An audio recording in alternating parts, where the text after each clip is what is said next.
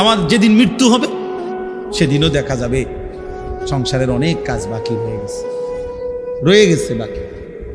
হয় চেয়ারের ফায়া ভাঙ্গা, জানালার চিৎকারি ভাঙ্গা, হ্যাঁ সোফাটার মধ্যে বার্নিশ করলে বালা ছিল, ফ্রিজের তলে দিয়া পানি ভরে, নুন নাই, তেল নাই, সাবান নাই, এই না? তাহলে স্বার্থপর এই দুনিয়া শেষ করা যায়। দুনিয়ার প্রয়োজন শেষ হয় না বন্ধু।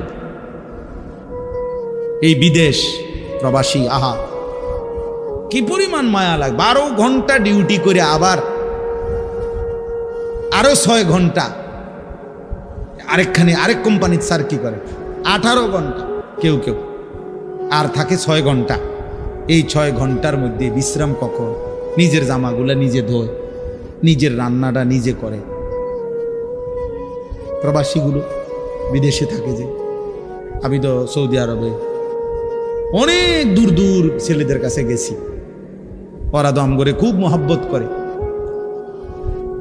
তাইলে এই নিজের রান্না নিজের, কত ছেলে যে বিশ্বাস করো ভাইয়া কি পরিমাণ কান্দে, আল্লাহর কসম। এটা যদি আমি দেখাইতে পারতাম। এখান থেকে এটা বিদেশ অনেক কষ্ট, এই কথাটা কইলে তুমি বুঝদা না ভাইয়া, অনেক কষ্ট। এটা কইলেও তুমি বুঝদা না, এটা কইতে তো 1 মিনিট লাগছে, আর অনেক কষ্ট। তো বাস্তবতা হলো তার চাইতে অনেক বেশি কষ্ট। এই প্রখর রৌদ্রে, এই তীব্র রৌদ্রে, বিশেষ করে 12 ঘন্টা ডিউটি করে আসা